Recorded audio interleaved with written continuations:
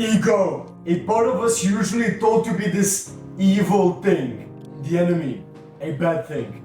But what if I told you that if you wanted to be successful in whatever regard of your life, whether it's fitness or building a nice body, optimizing your diet, or even your financial status, that no matter what these people say, you could use your ego to your advantage.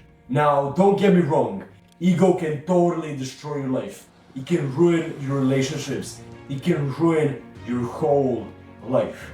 But if you learn how to use it in the right time and in the right amount, you can use this to become the best version of yourself in such a quicker period of time. This thing can motivate you and make you do the hard things even when you just don't feel like doing them in the moment.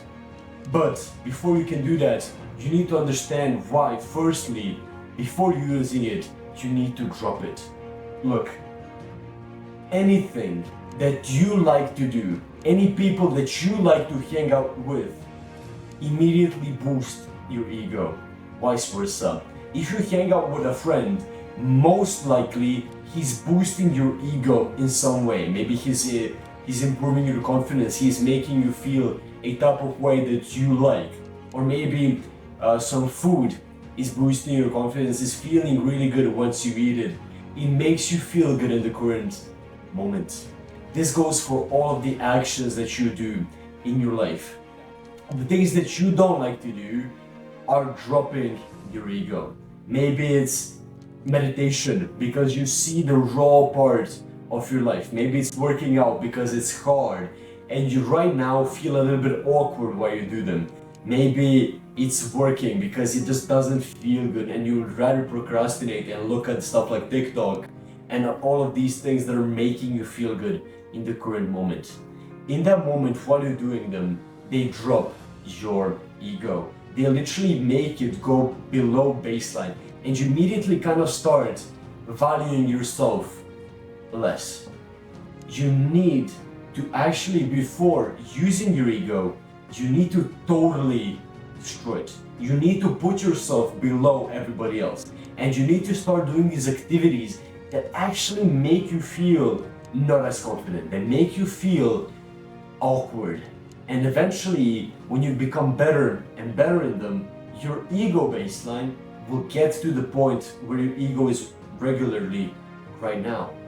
But then, the ego that you have then will actually backed up by some purpose, by something. And this thing you can use as motivation. Because all through that time where your ego is crushed, where you feel really bad, you can actually put it as a goal to eventually upgrade and get this healthy ego that will enable you to increase your confidence, to become a better person, to become a best version of yourself. You need to learn how to utilize your own ego to this extent by dropping it firstly and then returning it to the baseline by getting better at the things that are lowering your ego. This is the only way that you can actually have this healthy ego. Because right now, if you think you're the shit, if you think that you're literally better than everybody else without anything backing it up, people will start to hate you. You will lose all of your friends. Your family will just start to be a little bit distanced away from you, even though they're your family, because they will not like hanging around with you, because you'll most likely talk too much about yourself, too much about your accomplishments. They're probably not too big. And you're just going to keep talking and silencing other people just to talk about yourself. Right now, you need to understand that if you want to improve, you need to drop your ego. And you need to improve in the stuff that are actually meaningful. And eventually, you'll build this healthy ego.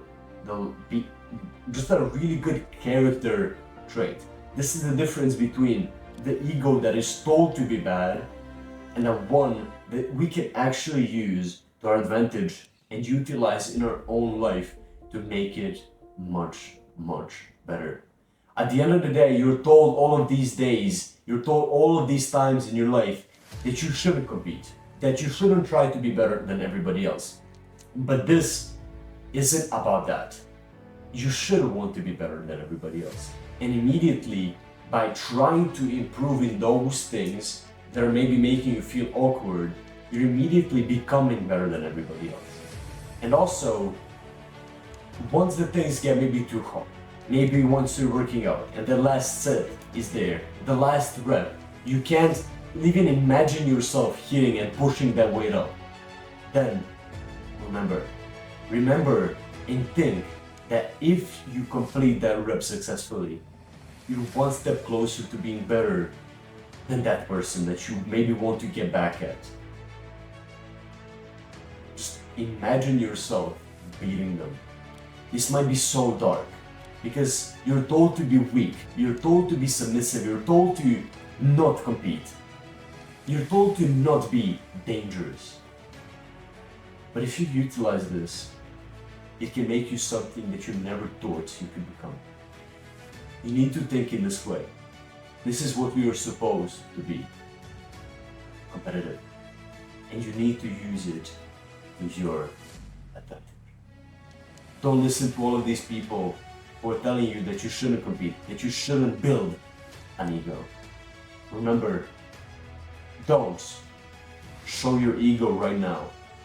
Show your ego in the future, once you actually have something to back it up. That's pretty much it for this video. I hope you enjoyed it and I hope you actually got some valuable information from it. If you like to watch some of my best videos, you can click and watch one of them right here. The only thing that I have to offer you is my Discord server, which is 100% free. And yeah, that's pretty much it for this video. Faith in reason. Have a beautiful rest of your day, my friends, and I'll see you tomorrow. Peace.